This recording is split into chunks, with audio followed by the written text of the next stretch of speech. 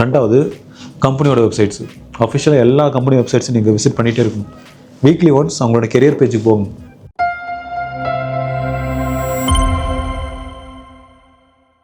Career page போய்ட்டு ஏதாச்சும் update பண்ணியிருக்காங்களா, பண்ணியிருந்தாங்க அப்படின்னா எப்படி அப்ளை பண்ணணும் அப்படின்ற ப்ரொசீஜர் அங்கேயே கொடுத்துருப்பாங்க. இமெயிலுக்கு அனுப்பணுமா, இல்லைனா டேரெக்டாக ஃபார்ம் ஃபில் பண்ணிவிட்டு நீங்கள் வந்து ரெஸ்யூம் அப்லோட் பண்ணணுமா, just get to know.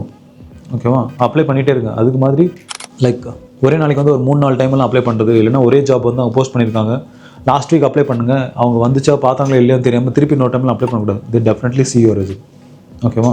Response பண்ணல அப்படின்னா நீங்கள் குவாலிஃபைடு இல்லைன்னு அர்த்தம்.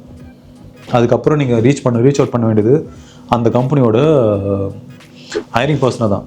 ஓகேவா? நான் அப்ளை பண்ணியிருந்தேன், எனக்கு வந்து ரெஸ்பான்ஸ் வரல, பட் அதுக்கப்புறம் நான் ரோல்ஸ் ரெஸ்பான்சிபிலிட்டிஸை பார்த்தேன். ஓகே, எதெல்லாம் எனக்கு லேகிங்காக இருக்கோ அது எல்லாமே நான் இப்போ வந்து லேர்ன் பண்ணிட்டேன். இப்போ என்னோட ப்ரொஃபைல் அனுப்புகிறேன் பாருங்கள், இது உங்களுக்கு சூட்டபிளாக இருந்துச்சு அப்படின்னா ஜஸ்ட் லெட் மீ நோ.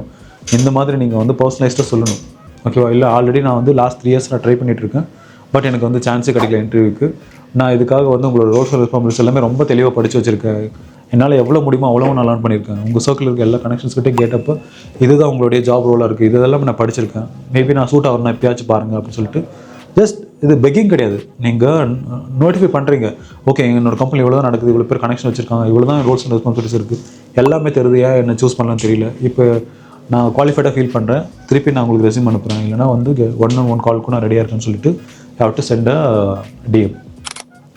இது ஒரே வழி தான் நீங்கள் எம்என்சி போகிறதுக்கான ஆப்ஷன்.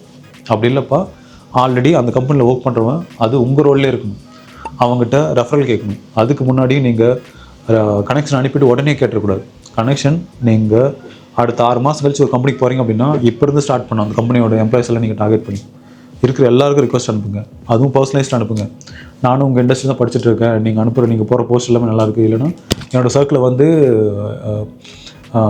எஸ்சிஓ ரிலேட்டடாக லைக் கம்யூனிட்டி நான் மேக் பண்ணணும்னு நினைக்கிறேன், நான் அவங்ககிட்ட நிறைய கெயின் பண்ண நினைக்கிறேன், நீங்களும் ரைட் பர்சன், அதனால தான் நான் உங்களுக்கு அனுப்பியிருக்கேன் ரிக்வஸ்ட் அப்படின்ற மாதிரி அனுப்புங்க. இதில் எந்த ஒரு இன்டென்ஷனும் இருக்கக்கூடாது. நான் முன்னாடி சொன்ன மாதிரி உங்கள் எக்ஸ்பெக்டேஷன் அடுத்த 6 மாதம் கழிச்சு தான் இருக்கணும். சோஷியல் மீடியா டீம் உங்களுக்கு கூட தான். ஓகேவா? உங்கள் கனெக்ஷனில் இருக்க எல்லாமே சோஷியல் மீடியா மார்க்கெட்டிங் மேனேஜராக இருக்கணும், எக்ஸிக்யூட்டிவாக இருக்கணும், அனலிஸ்ட்டாக இருக்கணும், ஸ்பெஷலிஸ்ட்டாக இருக்கணும், இல்லைனா அந்த கம்பெனியோட ஹெச்ஆராக இருக்கணும். உங்கள் கனெக்ஷனில் ஃபவுண்டர்ஸ் எல்லாம் இருக்கக்கூடாது. ஓகேவா? நான் ரெலவெண்ட்டாக உங்கள் ஃப்ரெண்ட்ஸ் இருக்காங்க 10 பேர், அவங்கள போஸ்ட் போட்டால் கூட லைக் பண்ணாதீங்க. லிங்க்டின் ஒரு ஆல்காரிதம் ரொம்ப கிளவர்.